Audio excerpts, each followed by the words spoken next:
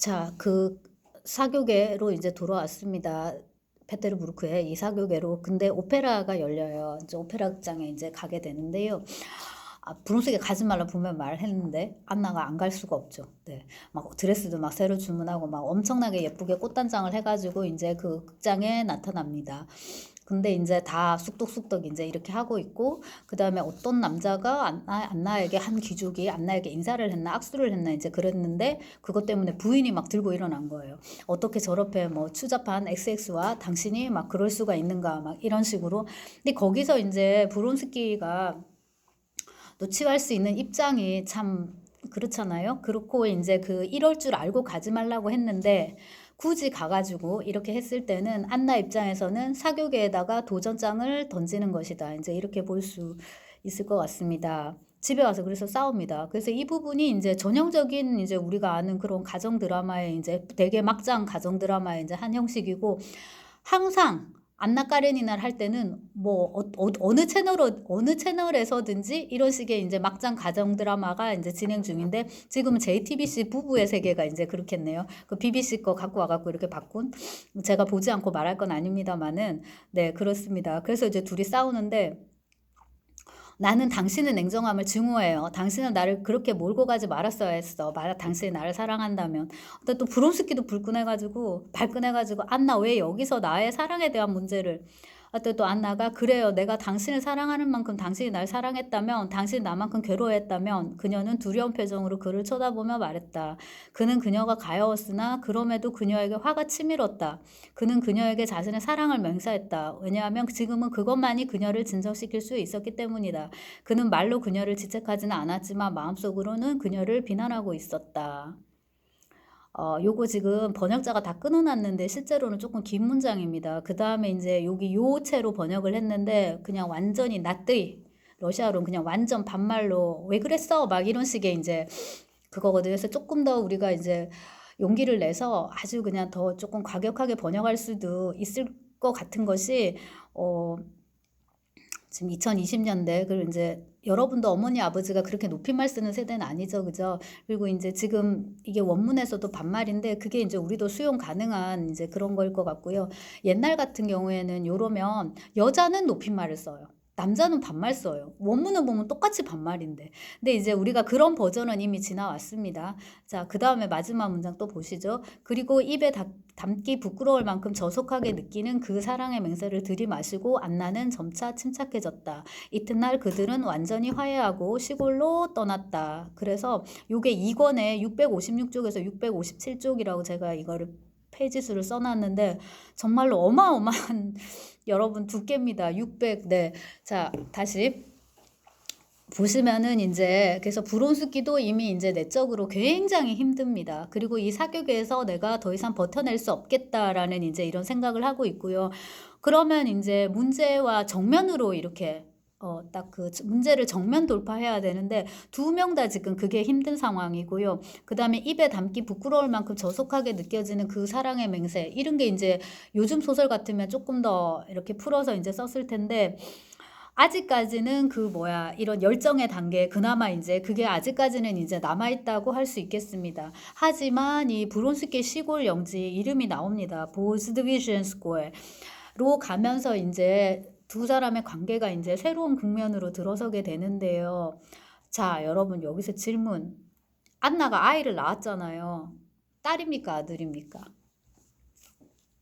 딸입니다. 이름은 뭐죠? 이름 또 안나입니다. 근데 이제 앤이죠, 앤. 그거를 이제 또 러시아식으로 풀어갖고 안이라고 부르는데, 얘는 도대체 어디서 지금 뭐 하고 있습니까?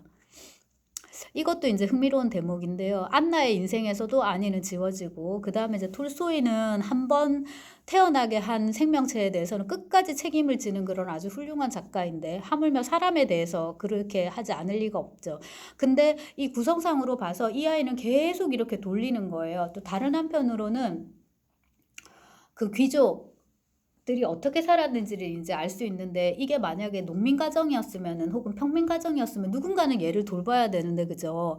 인건비가 들기 때문에 그냥 엄마가 하거나 아빠나 뭐 할머니나 이렇게밖에 안 된단 말이에요. 그리고 인제 옛날에는 아이를 낳다가 워낙에 엄마가 많이 죽었기 때문에 아빠가 의외로 육아에 상당 부분 관여를 많이 했고 어디 뭐 출퇴근해서 일하는 게 아니잖아요. 농경 사회에서 다 집에서 일하니까 아빠가 애 안고 어르고 이런 일을 많이 했다 그러더라고요. 할머니, 할아버지, 삼촌, 이모, 고모 다 같이 인제 이렇게 사는 상황인지라 또 한 동네에서 다 결혼했기 때문에 이렇게 와 가지고 뭐 돌봐주고 이런 식으로 인제 많이 했던 거죠. 근데 여기는 인제 귀족이라 완전 다른데 애 전담 도우미가 확실히 있는 거예요. 그죠? 그렇지 않고서야 부부가 이렇게 싸우고 하는데 애는 누가 지금 돌보고 있습니까? 그래서 도스토옙스키의 소설과는 전혀 다른 풍경을 여러분들이 보고 있다는 거를 다시 한번 상기해 주시기 바라고요.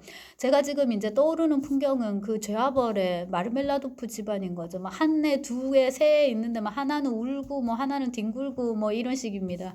이 비좁은 방 안에. 근데 여기서는 다 띄엄띄엄 살고 있어요. 애는 애대로, 부부는 또 부부대로 자기 방이 있어 갖고 이렇게 진지하게 부부 싸움도 할 수 있고 옆에서 애가 울면은 부부 싸움도 할 수가 없는데 그래서 요것도 인제 귀족의 생활상이다. 그다음에 인제 브론스키의 영지로 갑니다. 브론스키가 여러분 백작인 걸로 이렇게 나오거든요.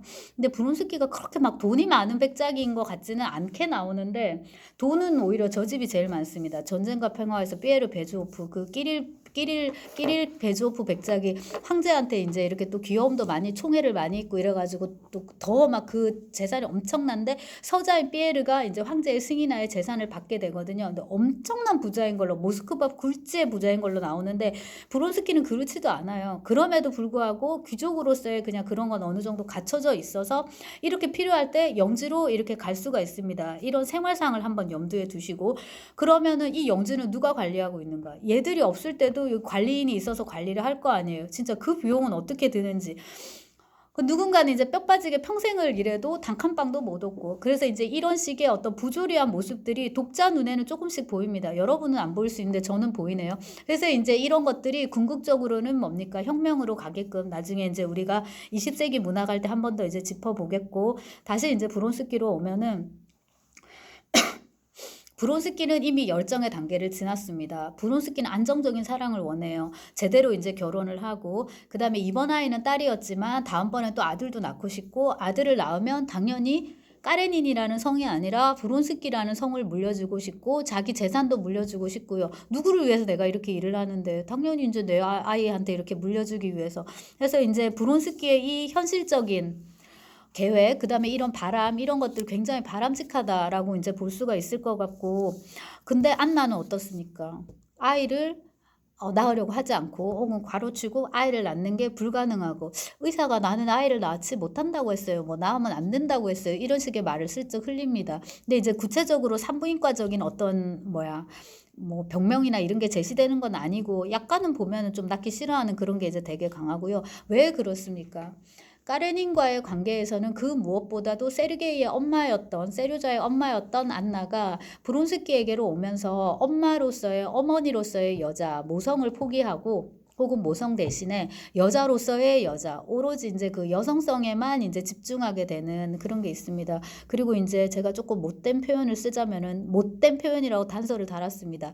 첩의 논리가 이제 여기 들어가는 거죠. 이제 안나는 브론스키한테 지금 이제 일종의 이제 그러니까 브론스키가 정실이 있는 건 아니지만 그림상 그렇게 돼야 된단 말이에요. 브론스키는 지금 당당한 아내가 필요하단 말이죠. 합법적인 아내가. 근데 안나가 그 역할을 하겠다 하지 않으면은 안나는 첩이 될 수밖에 없는 거고 그 첩의 논리, 첫째도 둘째도 예뻐야 되는 거예요. 남자의 사랑을 이제 잃으면은 끝이기 때문에 계속 꾸밉니다. 그래서 브론스키가 엄청나게 이제 힘들어 하는데 나중에 가면 이제 더 심해요. 무도회도 가지 않는데 또 드레스를 새로 주문하고 뭐 그 화장하고 집에 앉아 있고 지금 일해야 되는데 애 키우고 근데 그렇지가 않다는 거. 요거를 역시나 톨스토이 특유의 기법입니다, 여러분. 낯설게 하기. 제가 앞서 1장에서 일부를 얘기를 하면서 끼찌의 시선으로 낯설게 하기라고 말씀을 드렸는데 여기서는 돌리의 시선으로 낯설게 하기입니다. 돌리가 와요. 그리고 이제 안나를 보게 되죠. 제가 그 처음 동영상에서 말씀을 드렸듯이 한 번 더 강조를 하자면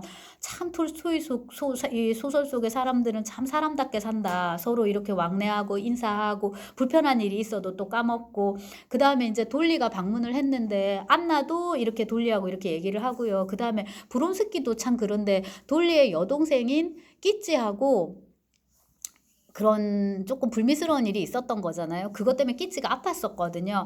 그래서 이제 내 여동생을 아프게 한 녀석 이런 게 있음에도 불구하고 돌리도 브론스키를 찾아왔고요. 브론스키도 또 그런 조금 불편한 불미스러운 그런 일이 있었음에도 불구하고 돌리에게 이렇게 성심성의껏 조언을 구합니다. 여사한데 나는 이제 정식으로 결혼도 하고 싶고 아이도 낳고 싶고 이런데 저 집사람이 저렇다 이제 이런 식으로 또 구하죠. 그때 또 돌리가 중간에서 또 그런 역할을 이렇게 해줍니다. 안나한테 브론스키가 여사한데 그의 저 생각이 정말 바람직하지 않느냐 이런 식으로 이제 가정을 꾸리는 가정을 이렇게 하도록 이혼을 하고 그렇게 하는 게 어떠냐라는 식으로 또 이렇게 이제 충고를 해줍니다.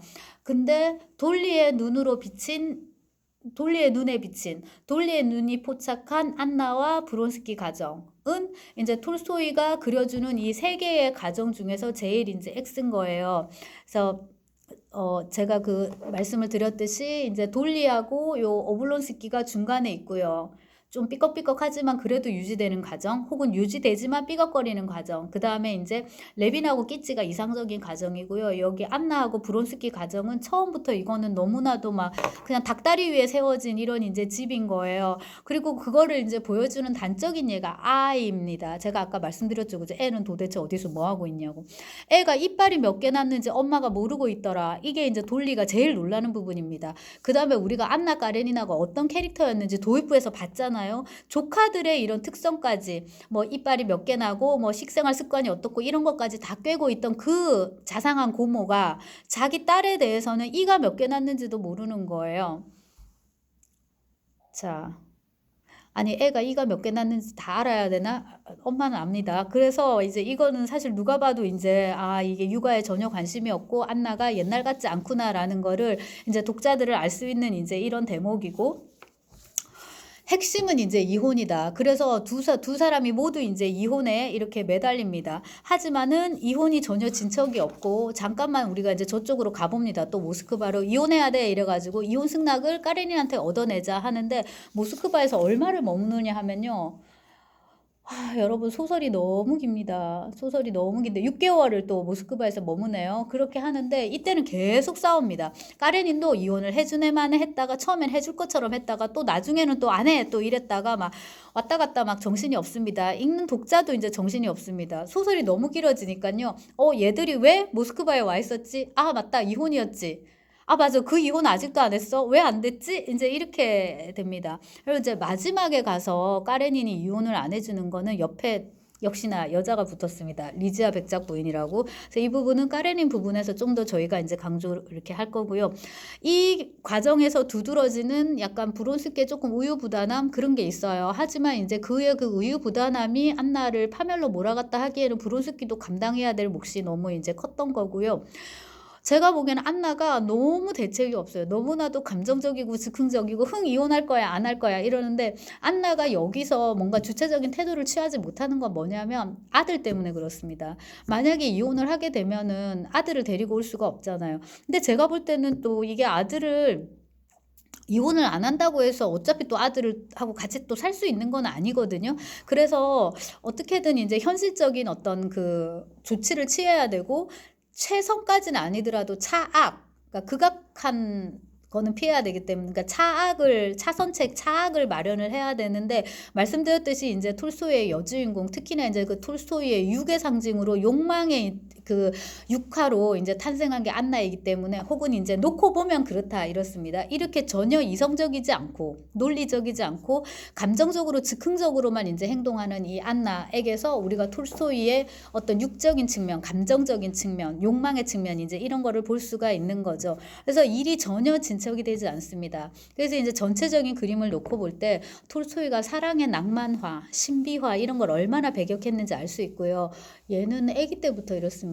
그러니까 20대 때 그런 카프카스 이런 데 이제 소설을 쓸 때도 잠깐 이렇게 반짝 그렇게 막 깊이 사랑에 빠져들지만 그 제가 레르몬토프 잠시 언급을 했잖아요. 그런 식의 인제 낭만적인 사랑은 20대 톨스토이에게서도 찾아볼 수가 없어요. 그러니까 굉장히 성숙한 작가라고 내적으로 할 수가 있고요. 그다음에 영웅주의 그런 것에 대해서도 또한 인제 얼마나 냉소적이었는가 이거를 알 수 있는 거죠. 그래서 안나의 파멸을 두고서 브론스키에게 요만큼의 책임은 물을 수가 있지만 그 역시도 위대한 영웅이 그러니까 영웅이 아닌 거잖아요. 그냥 평민 인간인 거잖아요. 할 만큼은 다 했다. 이렇게 볼 수가 있고 어쨌거나 인제 가장 악역을 맡아야 되는 거는 까레닌입니다. 그에 대해서 얘기하겠습니다.